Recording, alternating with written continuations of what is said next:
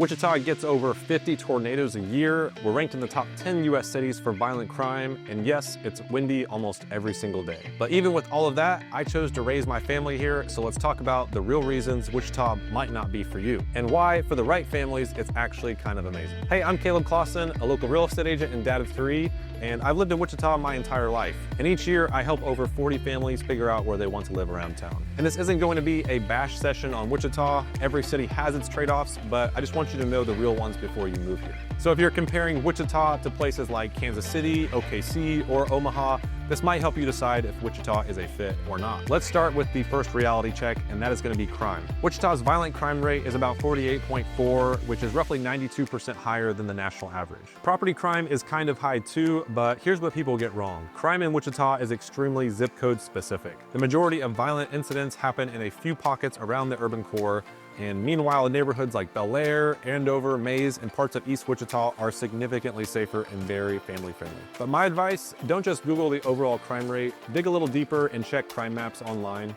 Knowing where not to live is just as important as knowing where to go. All right, now let's talk about the weather, because Wichita definitely keeps you on your toes. We average about 65 days above 90 degrees each year, and more than 12 of those hit triple digits. In winter, you'll get below 10 degrees at least a few times, and then there's the hail. In 2023 alone, Sedgwick County issued 134 storm warnings, many of them for hail and high winds. And Kansas as a whole sees more than 50 tornadoes a year. And if you have allergies, I hate to break it to you, Wichita is ranked the #1 worst US city for seasonal allergies. Tree pollen, grass, weeds, it all hits hard here, so be ready. All right, now let's move on to air travel.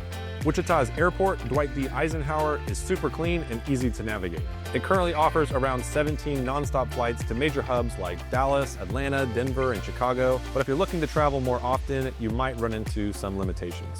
Growing up, my family would sometimes drive to Kansas City or even Dallas just to catch a cheaper or more convenient flight. And that's still a common move, especially for families trying to save money or avoid layovers. The airport's gotten better over the years, but it's still worth checking options like MCI or OKC, depending on where you're going. Okay, let's shift to schools. Wichita Public Schools, which is USD 259, has some really solid magnet schools like Northeast Magnet and East IB. But overall, the district is kind of hit or miss. According to US News, only 22% of students are proficient in reading and just 17% in math. That's one big reason many families choose suburbs like Andover, Mays, Goddard, or Valley Center, where public schools are more consistently rated A or B. But if you're considering private school, Wichita does have some great options like Trinity Academy, Cape and Mount Carmel, Wichita Collegiate, the Independent School, and Bishop Carroll. But I always recommend checking out niche.com or greatschools.org and then digging into the exact school ratings tied to the potential address you're looking at. This is important because school boundaries can have a huge impact on your experience and your home value. Okay, now let's talk about getting around the city.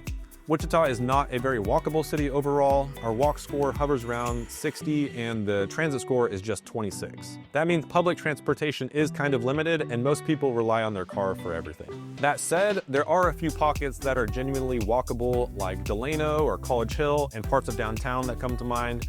You can walk to parks, coffee shops, restaurants in those areas, but if you're coming from a place like Chicago or Portland, this might feel like a big adjustment. And yeah, I gotta be honest, we're not exactly known for being great drivers here in Wichita. The traffic's pretty light, but that just gives people more room to make terrible decisions. There's a decent amount of red light running, weird lane changes, treating stop signs as optional. It's just kind of the thing here. It's kind of funny and it's also a little frustrating. On to the next one, amenities. People love to say that Wichita is kind of behind on the times, and in some ways that's fair. We don't have an IKEA, we don't have a major sports league team, and our nightlife is a little bit limited. But we've come a long way. We do have a Topgolf now, we have a Trader Joe's, new breweries popping up all over, and honestly, a pretty legit golf scene. Two of my favorite courses are Sand Creek Station in Newton and Willow Bend on the northeast side. And the city is growing pretty fast. And if you haven't already, check out my video on everything new and coming soon to Wichita in 2025. It'll give you a solid look at all the developments in the works, from downtown upgrades to new suburban communities. That brings us to the final myth about Wichita, and that there's nothing to do. I hear this all the time, especially from people coming from out of town, and I get it, we're not in Austin or Denver, but it's not exactly boring. We've got over 28 live music venues, tons of breweries, food trucks, events like Riverfest, Final Fridays, Zubilee, and pop-up markets. For families, there's tons of splash pads everywhere, Botanica, the Sedgwick County Zoo, Exploration Place, and we have a Chicken and Pickle now. And if you want ideas, I've made a couple videos of things to do around Wichita, so whether you're here with kids or just want to explore the city, there's way more than people think. And if you want to stay up to date with everything happening each weekend here, you can go subscribe to my free weekly newsletter. Just go to thewichitadad.com and I'll put a link in the description below. Okay, so here's my honest take on Wichita.